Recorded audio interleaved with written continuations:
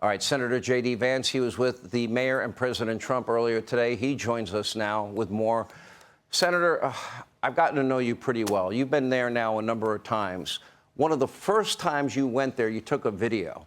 In that video, you had what looked like, Moses' rod, a big stick, and you poke in the water, and when you just stir the water a little bit, up comes this, I don't even know how to describe it, what looked kind of like an oil slick, like I'm showing it now.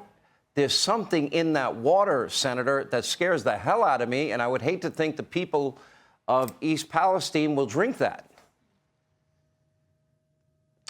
Yeah, Sean, that's exactly right here. So first of all, kudos to the mayor and kudos to President Trump for visiting today. I think the mayor has been a hero throughout this entire situation.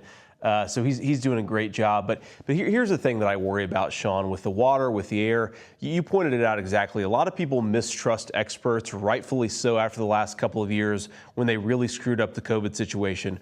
When you still have poisonous soil in East Palestine, the cleanup is not yet finished. When you have people seeing dead fish and dead, crawdads in their water, they have every right to be concerned about this. And unfortunately, they don't think the government's listening to them. The Biden administration, they don't feel like Norfolk Southern is listening to them. And we've got to stay on top of people to make sure that the folks of East Palestine are not forgotten. That, to me, is the number one job. You heard the mayor say it. The safety of the residents is what we have to care about, not just tomorrow, but over the next couple of years. And their own government, they don't feel like is listening to them.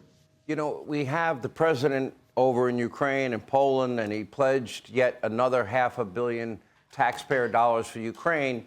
We've already given close to $120 billion taxpayer dollars, but yet the president has not been to East Palestine. Tomorrow, finally, the Transportation Secretary will show up there. I wouldn't expect he's going to get a very warm reception. Are they a day late and a dollar short, or is there anything you think they can do to make up for this?